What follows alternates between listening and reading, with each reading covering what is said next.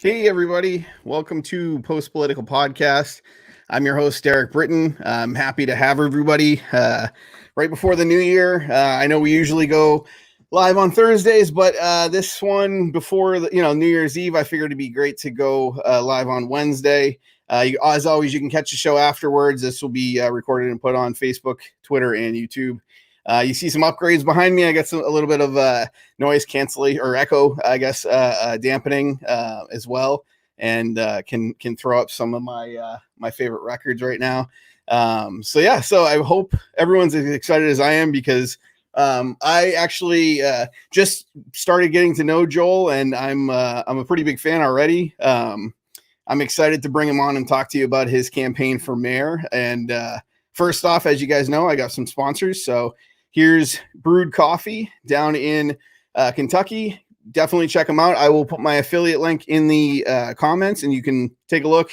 You can buy anything from K-cups to their regular ground coffee, and then obviously mugs and shirts and all that stuff as well too. And then also, as you guys all know, the Vermin Supreme Institute is a wonderful, wonderful organization that is working to help end the duopoly. Also educate folks on forgotten and lost history, and then as well as helping the world be a better place through mutual aid programs and different works programs throughout the country. So without further ado, here is Joel. How you doing, man? I'm doing good, Derek. Thanks for having me on. Yeah, I'm pretty excited to. Like I said, I just got to know you in the last couple of weeks here, and I'm a big fan. I think we clicked pretty well, and I'm excited to talk to you tonight. Hey, we clicked pretty well, and to be honest, I was going to keep annoying you until you had me on the show anyway. So I'm glad it worked out quickly, because otherwise you probably got tired of me. That's perfect. So let's. First off, you are running for mayor of East Stroudsburg, correct? Yes, Pennsylvania. Sir. Yes, sir. Nice. And where is that actually? Pennsylvania's a big state. Where is that physically located? That is where most people would know it as the Poconos if they know the area. It's a big tourist area, a lot of resorts. It's on the eastern side of the state. We are right next to New Jersey, sadly. About hour and a half, maybe 2 hours north of Philadelphia. Depends on how you drive. Hour and a half for me. But yeah, it's a beautiful area. Got a lot of people moving into the area, trying to get away from the city and stuff. But there's a lot of mountains, a lot of woods, and a lot of farm and cornfields and stuff. So I love it. It's perfect for me. That's beautiful. Yeah, I grew up in southern Maine, so kind of the same.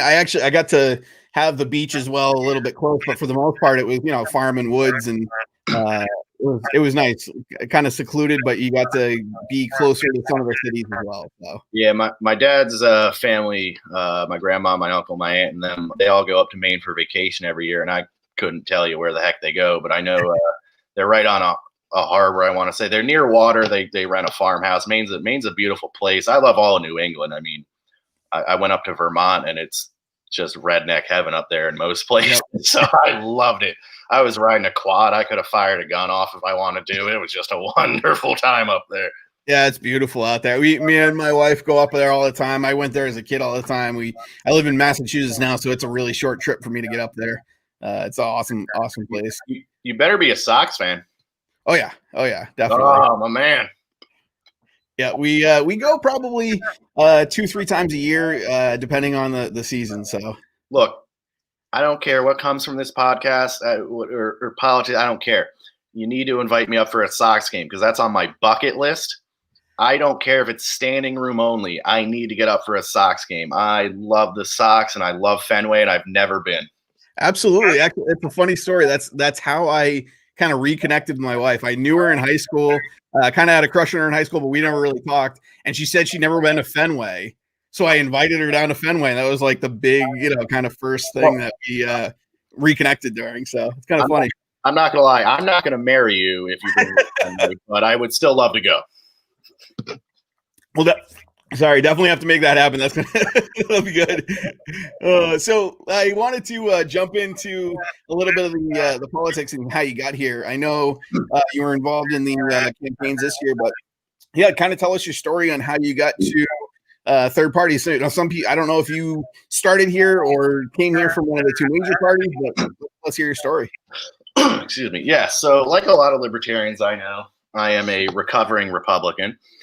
But even when I was a Republican, I had libertarian views, and I just didn't know there was a party that better represented them.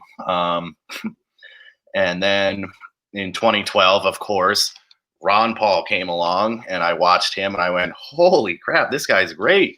And one of my friends kind of introduced me to him. I started listening to him more, and then I looked into him more and said, "Okay, he's running as a Republican, but here's what he really is." And that's how I kind of came to find out about the party. Yep.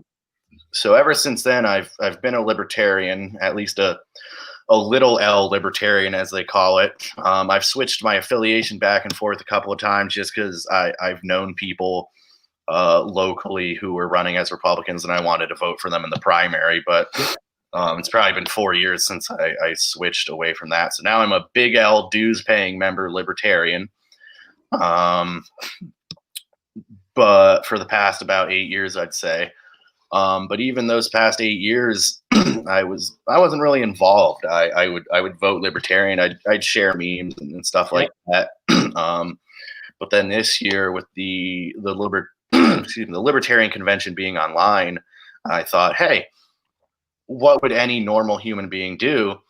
Let's watch the entire convention start to finish online. And my girlfriend at the time, I'm sure, loved it, because who wouldn't?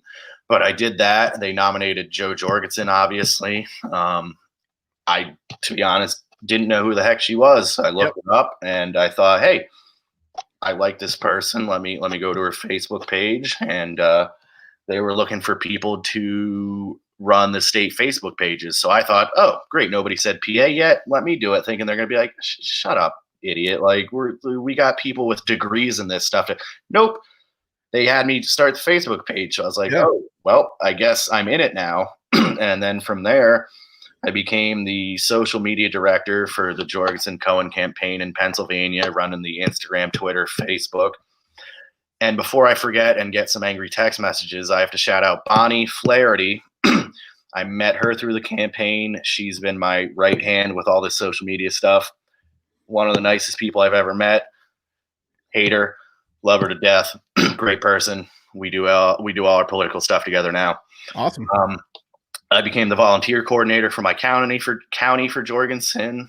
I was the social media director for a short time for Thomas Queter, who ran for Senate in New York. Yep. Another one of the nicest people I've ever met in my life. And future podcast guest. He's coming on in about a month and a half. He's just one of the funniest and most sincerely nicest people I've ever met, which is rare for libertarians because, as you know, we're all horribly racist and hate the poor. That's what everyone tells us. Yeah. I'm on the media relations committee for the Libertarian Party of PA. I'm obviously, like you said, running for mayor. And because this is the year I was going to take a little bit of a break, I'm also the social media director for Steve Sheets for U.S. Senate, who's running for Senate here in Pennsylvania, and Joseph P. Solosky, who is running to become the Libertarian nominee for governor here in Pennsylvania, who is, once again, for some reason, one of the nicest dudes I've ever met. Although I do keep joking with him, he's a really nice dude, but he won't pay me for this role. So I'm hoping if I say this out on a podcast, Joe, if you're watching, come on, like $20, something, anything, man. But yeah, good plug. Apparently I don't know how to say no to jobs or how to take a break. And then I complain about it, how busy I am and blah, blah, blah, blah, blah. And my girlfriend will say, but you love it. I'm like, I know, I freaking love it. I can't stop. Same here. Yeah, I did the same thing this year with the campaign stuff. So I hear you. It's addicting. I mean, once you, and especially helping good people, like you said, you want to help good people when they ask. Well, it's bad enough that I keep saying yes to all these campaigns, but I'm like, you know what? I work nights in a warehouse. I'm on all these campaigns. I'm getting too much sleep and have too much free time. I better run for office too. You know, I want to be sleeping like 4 hours a night, no more than that. Well, I just have a newborn, so I know exactly what sleeping 4 hours a night or 3 hours, 2 hours some nights, depending on how it is. You're getting way too much sleep. You got to cut that down, man. That's true. So as you mentioned, you're running for mayor. I definitely in prep for this, I looked at a bunch of your platform as well, and I love it. I think there's a couple of fun pieces on here, and then a couple of really good pieces that will, I think, be very popular with folks, and also show them that being a libertarian is not only about trying to reduce the amount of centralized work being done by government, but also trying to help people in different ways, maybe outside of the government. And I love to talk to you a little bit more about a couple of pieces of it. Did when you were on my website, did you happen to notice that there was a donate button?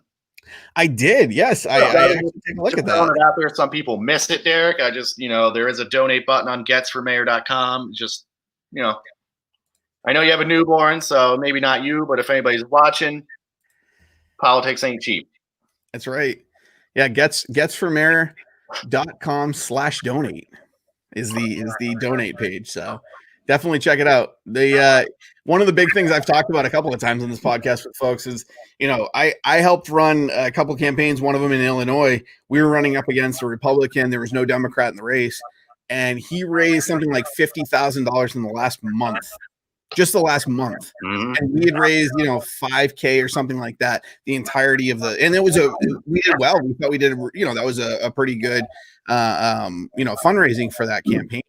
And it's just, we really do fight up against a big machine that is very tough without having some sort of, financing to buy the signs, the flyers, doing the door knocking and all that stuff. It all takes money, guys. So, yeah. And you know what? I don't know what the heck I'd do with 50 grand. I mean, I need a few grand to get what I need. If I got 50 grand, I would probably be like a child with it and rent a blimp or something. Like, hey, so I don't need 50 grand, but if you guys want to toss me a couple grand, like I can make do with a couple grand. I'm not a fancy man. I got a can of Pabst Blue Ribbon with me. Like, there you go. I'm not fancy. I just need a little bit of money for signs and T-shirts and stuff like that.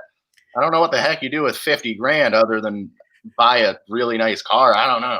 Yeah, I don't know either. It seems like it's we're a little bit more resourceful, or maybe just a little bit more principled, and what the money we try and raise. But no, I saw a bunch of things on here that I really liked. One of the big pieces was the first piece you have right on there is urging the decriminalization of cannabis, and I also wanted to kind of ask a little bit on that.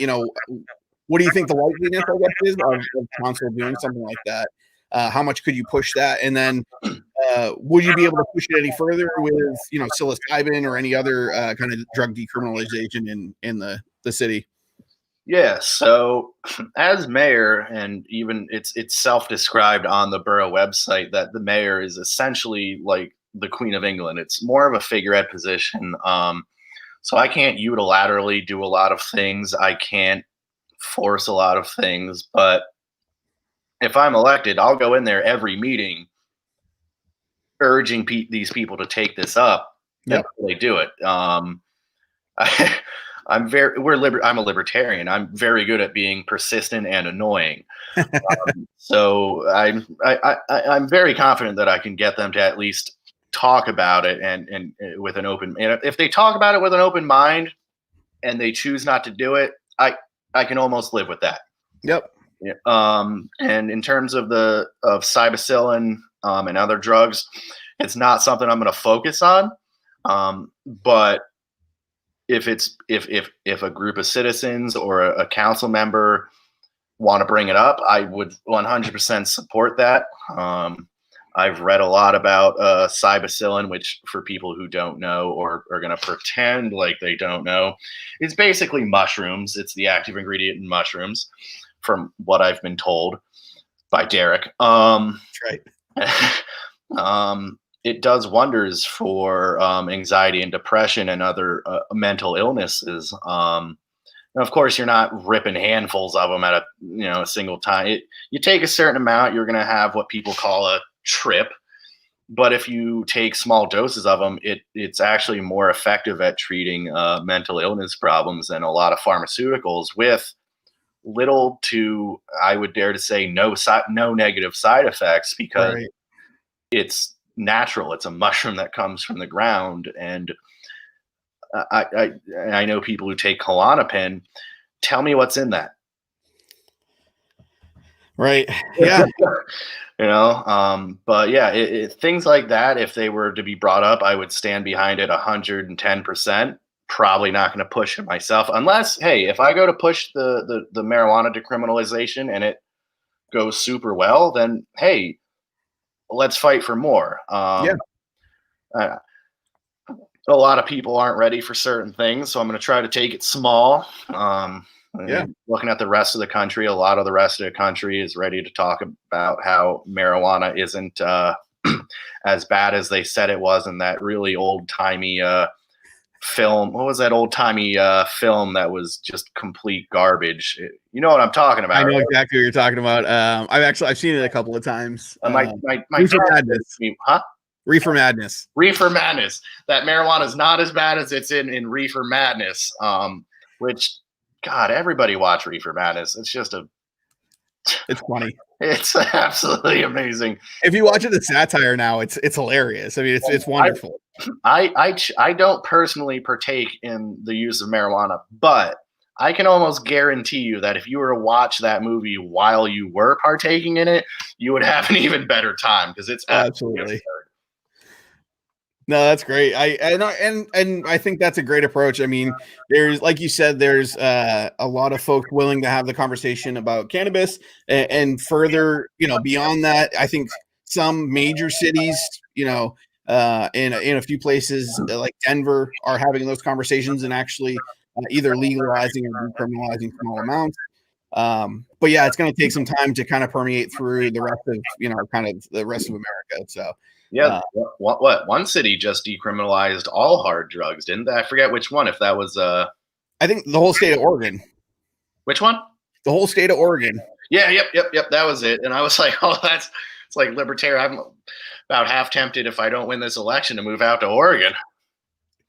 Yeah, my sibling just actually moved back from Oregon back to the East Coast. And I'm like, you missed your timing. This is a few years back, but still. They're going the wrong way, man. Yeah. No, and I, looking down further on the different issues and stuff that you talk about, this really caught my eye because I've never seen something like this tackled on a page like this. But the sidewalk shoveling, trash, and lawn ordinances. A lot of cities and towns do regulate that it's mandatory that you have to clean the sidewalk in front of you. And some folks are disabled. Some folks are just not able to get out there and do that every single time. And it can be, especially to anyone that's on fixed income or anything like that, it can be those fines can be huge and really kind of debilitating. So, it sounded like a cool little program. And I wanted to hear a little bit more about it. I know it's very early on, but what's your kind of take and plan on that? Yeah, and our borough does have an ordinance that it has to be cleared within 24 hours. Let's say for every 10 households that don't clear it in a timely fashion, I'd be willing to bet that 9 out of 10 of them, it's not because they're jerks. It's because they either can't, or, hey, maybe that week they can't. Maybe they're sick. Maybe they have an injury. They can't do it that week. I know if I see, I clear some stuff out when it snows that I don't have to do. I should probably be doing more because I'm 26 years old, but I work in a warehouse and I've got the body of an 85-year-old man. But Right. I do what I can. But I don't want the borough to be fining people for this stuff, because I'm a libertarian. I don't want to fine anybody. I don't want to do any of that stuff. Especially now, if you look out your window and say, "Hey, it's snowing," screw them. Well, then I'm not going to help you out. But Right. for people, for the elderly, for the disabled, for people who, and hell, even if you just don't want to do it, that's fine. But it's at least take the the initiative to say, hey, I don't want to do it myself, but I'll make sure it gets done. Yep. I walk a dog in my neighborhood, and it's kind of a pain in the rear end to go over icy sidewalks and stuff. So I don't know if we're going to do it through the borough website or try to create an app. I don't know how to do either. I just know I'm smart enough to surround myself with people who are smart enough. Yep. And have people who say, hey, I'm older and it's difficult for me to do this. I have this injury. It's difficult for me to do this. Yep. And then let's pair them up almost like a mutual aid version of Tinder, with kids or able-bodied adults who can do it, and say, hey, I would agree to pay you this much money to shovel an area roughly this size, or a picture of it, whatever. Yep. And if they want to do it, great. They do it. They get paid. We're given either kids or just people who want to make extra money that they're probably going to then reinvest into the community. Oh, absolutely. We're giving them money, and then we're helping the elderly or the people with injuries or what have you feel that they're not providing a detriment to the community with a slippery surface or anything like that, because people don't want to feel like they're being jerks. It's just there's nothing new about it. They're not being jerks. It's just hard for them, and people need help. And then things are clear for the people who have to walk their dogs, walk their kids to school. You have the pride. You have the pride of the homeowners having a clear area, and then you got people making money. I mean, it's a triple win, really. Yeah.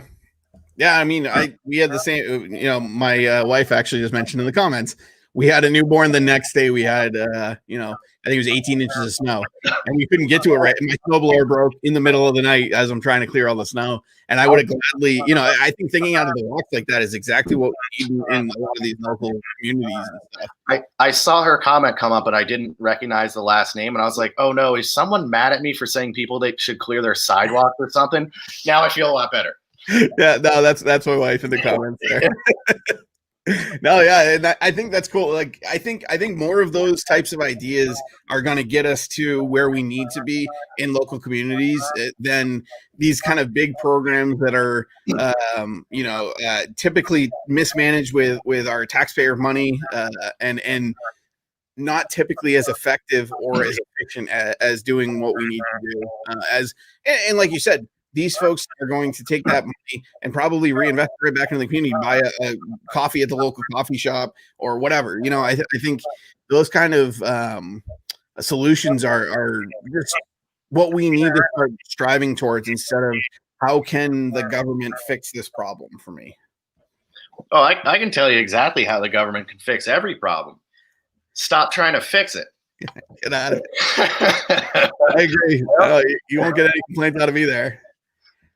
But yeah, and that was another part of my platform is I want to go. I know a lot of local business owners, just from being born and raised in this area, but I want to get a chance to meet the rest of them and sit down with them and just ask them. I'm not going to pretend like I know how to make everything better or all that. I want to ask them, hey, what are we doing that's making it more of a pain than to run your business successfully? Is there anything I could do to get us out of the way? Is there anything that we can do proactively to help you within reason that, isn't unfair to taxpayers, but is there at least anything we can do to get out of your way? Like, also on my website, yard sale permits and needing to be permitted to have sidewalk sales. Okay, the borough owns the sidewalks. Right. Does the borough come and shovel my sidewalk?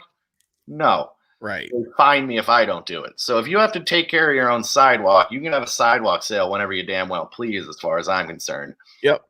I know mayors in some cities and stuff can just toss tickets out, and I have to look into it, because if I can toss out a traffic ticket or fines or stuff like that, I'm going to be the Ron Paul of mayors and just say no to everything. I'm tossing everything out. Yeah. I agree. And I think, like you said, I think one of the biggest things that we as libertarians in local races can do is talk to the small business owners. I think they're typically the folks that get overlooked in a lot of so you'll see a lot of stuff in the national news that will impact them probably more than it impacts kind of a big business, but you only hear the side of the big business. You won't hear the side of how it impacts the small business owners. And I think there's no one really looking out for those folks in our communities. And those are the folks, like we said before, when you buy something off Amazon, the folks that are making money off of that aren't reinvesting in your community. When you spend money at a local shop, that person's probably going to also spend that money at another local shop because they live there and they're impacting that local community.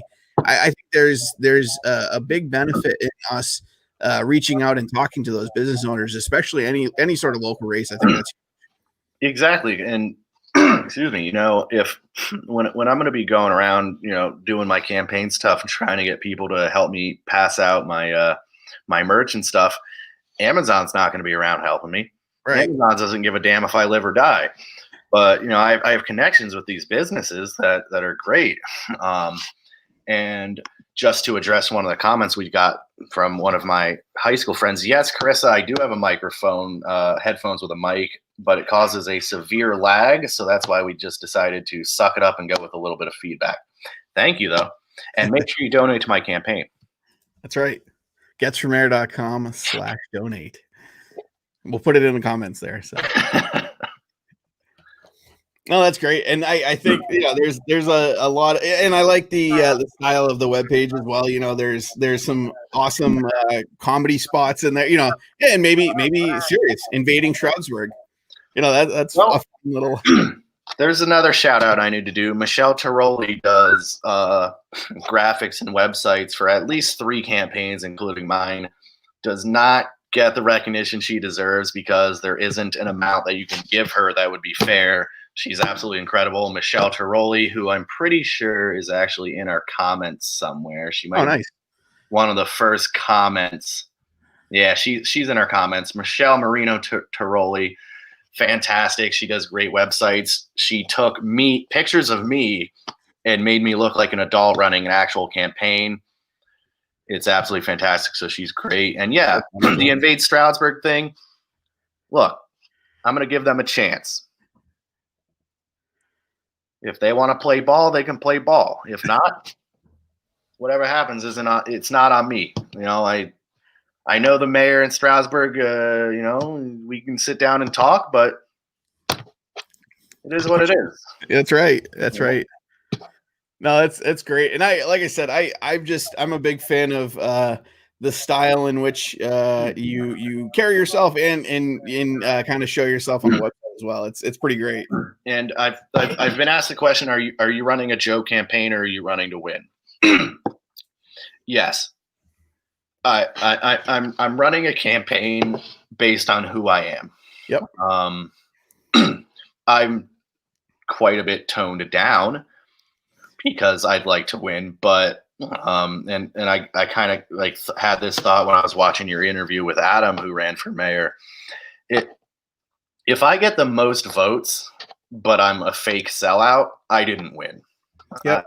I would rather lose and be able to sleep at night knowing I stayed true to first and foremost what I believe in, then first and foremost, and then second libertarian principles, and lost. If I lose, but we did everything and stayed true to ourselves, so be it. We did our best. If I'm not going to be fake just to win. I'd rather lose than be fake. It's not who I am. It's not how I was raised.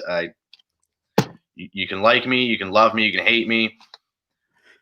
I hope you like me and you vote for me, but I'm going to be honest. Yeah, and that's huge. I think I do a lot of work with Vermin Supreme, and I appreciate the people who are there to do themselves. Be you. Don't do a suit and tie. And there are times to wear a suit and tie, sure, but don't do that all the time if that's what you are never doing. On your own, kind of thing. Hey, I'm wearing a golf shirt for this interview, right? So I'm looking a little bit professional, but guess what? I got sweatpants on right now. That's right. So like I said, I've toned it down, but I'm still being me. That's good. 2020, we all know waist up is what matters for interviews. Like other than that, just do what you need to do, man. Honestly, everybody's lucky I'm even wearing pants. That's great.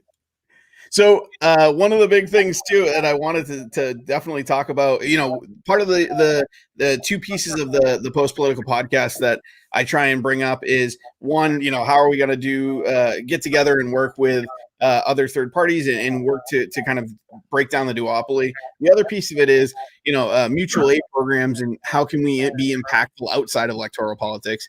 And I know we talked a little bit right before the interview and pre-production.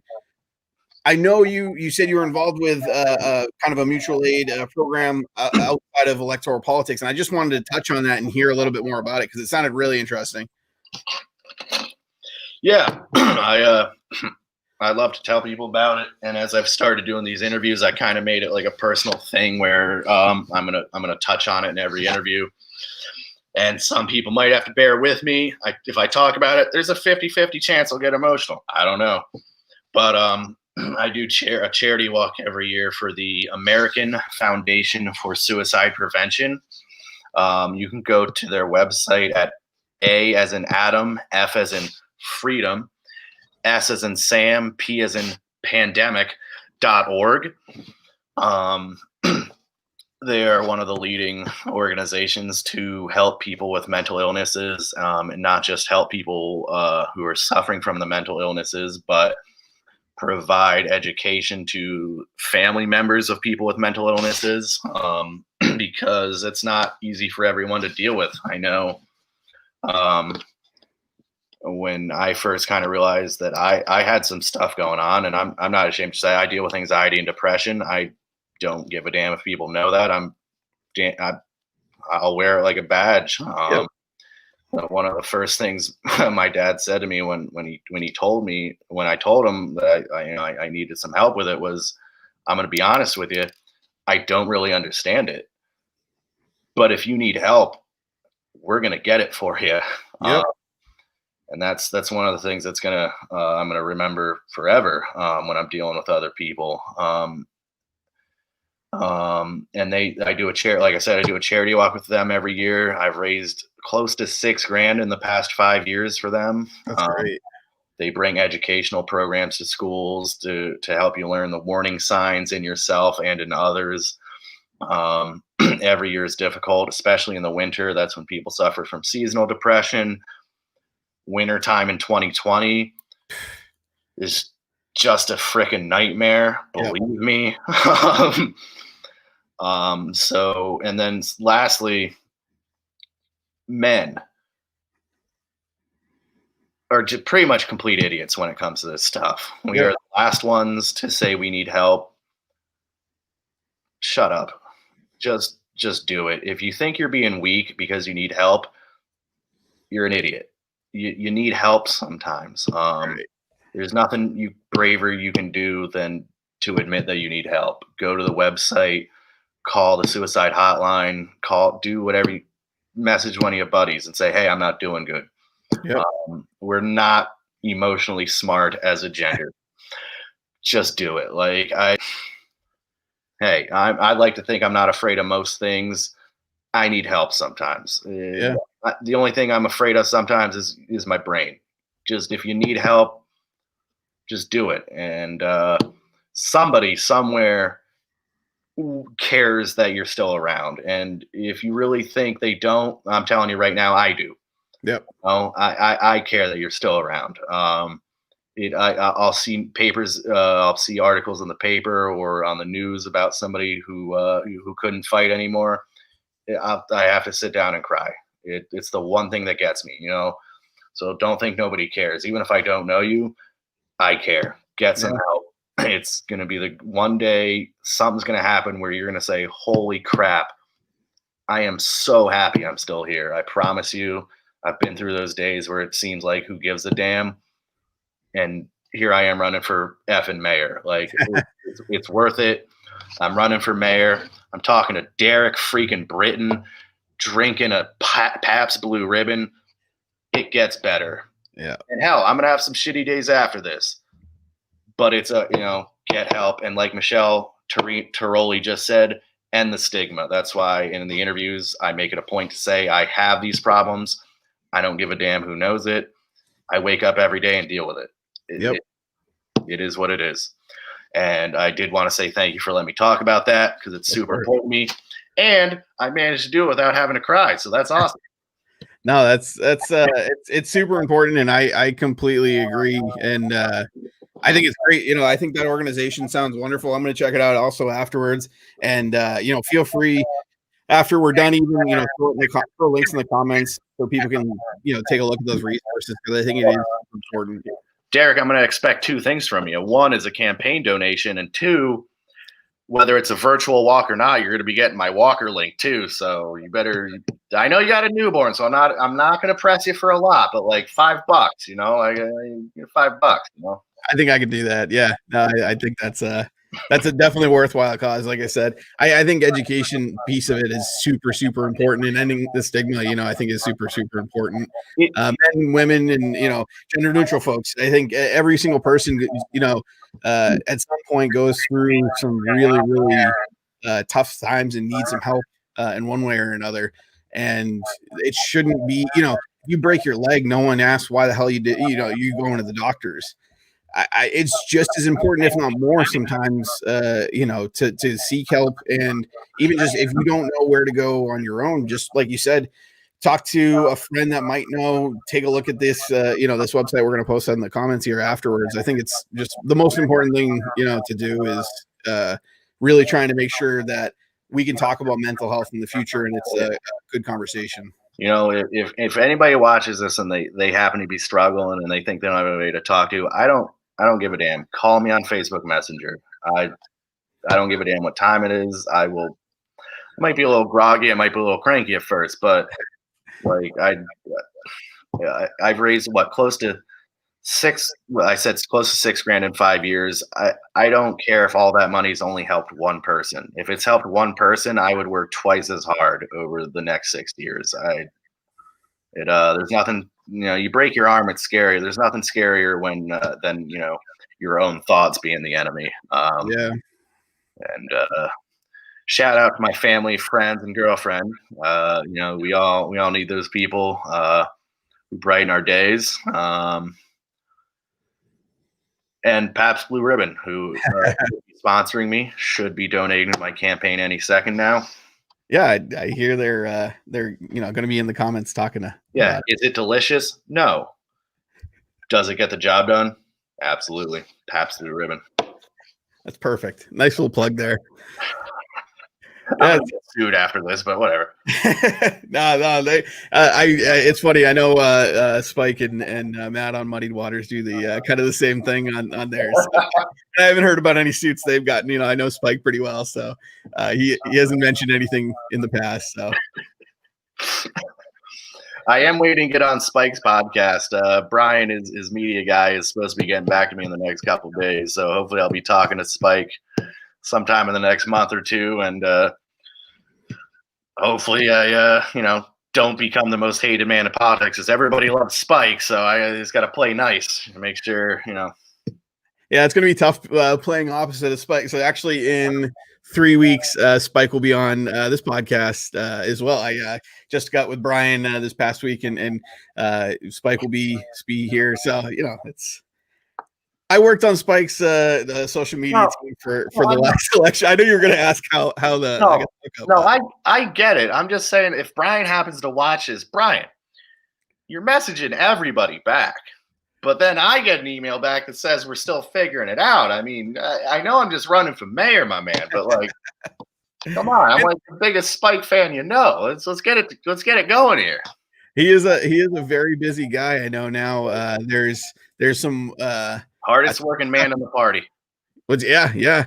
I love the culture of winning, and I think there's a good message there. I'm hoping to talk to him a little bit more about, you know, how do we cultivate that culture within the Libertarian Party, and kind of helping permeate that through to other third parties, and how do we build bridges with them and all that. So yeah, it'll be good.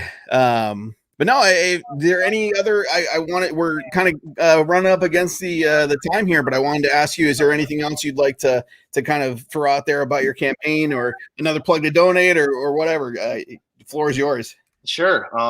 Lastly, I'll say, of course, I need money for signs, T-shirts, and as Bonnie Flaherty so aggressively said, pens, because that was her idea.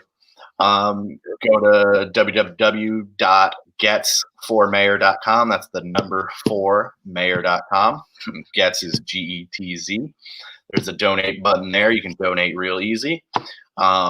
Also, I would urge you to go to A as in Adam, F as in freedom, S as in Sam, P as in pandemic, unfortunately, .org. Donate to them. They truly do help a ton of people who are suffering from mental health crises. And if you're thinking, hey, times are tough, I can only donate to one, go over to them. I'll figure out my mayor run stuff. But if you can only donate to one, go to the AFSP. They do incredible stuff. They're literally keeping people alive. So if you can, hey, donate to both. If you can only do one, go over to the American Foundation for Suicide Prevention. They're great folks over there. I know a lot of them. And that's all I got for you. I'm just a wild-haired guy with a beard who likes politics and charity. No, that's perfect. And it was great talking to you. Like I said, I know we're going to be talking more in the future here. I hope you have a wonderful night. And like I said, if there's anything else you want, throw it in the comments. Feel free. People watch this typically a lot afterwards as well. So any people will read up in the comments and see what you have to say. But I want to thank you and say good night, man. Have a good one. Thank you for having me on. I can't wait to be back. Yeah, absolutely. Catch you later.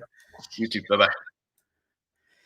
So that was Joel Getz for Mayor of East Stroudsburg. It was a wonderful conversation. I really do love not only his platform, but a lot of what Joel stands for as a person. It's one thing to vote for people based on just their principles, but also to vote for someone that actually does care about their community and wants to do the right thing and is a good person. It becomes a lot easier and something that I think everyone should, everyone in the Post Political podcast family should want to try and help them out. So if you can, I dropped the link in the comments. If you are able to, go there and donate there or to the AFSP Foundation. I had a great time and I hope everyone else enjoyed it. Like I said, take a look in the comments if you have any questions about either organization or the run for mayor. Please put it in the comments. I'll look at them. I look at them all the time, and if there's something in there that Joel needs to answer, I'll send it right over to Joel and get it answered for you. And as he also mentioned, if anyone out there is dealing with any sort of mental health issues and would like to talk, please feel free to reach out to myself. Obviously, Joel said while he was here, he'd love to talk to you as well. We're here for folks and want to make sure that everyone is getting through kind of the holiday season that's behind us and in front of us, depending on which holiday you celebrate, and also the new year.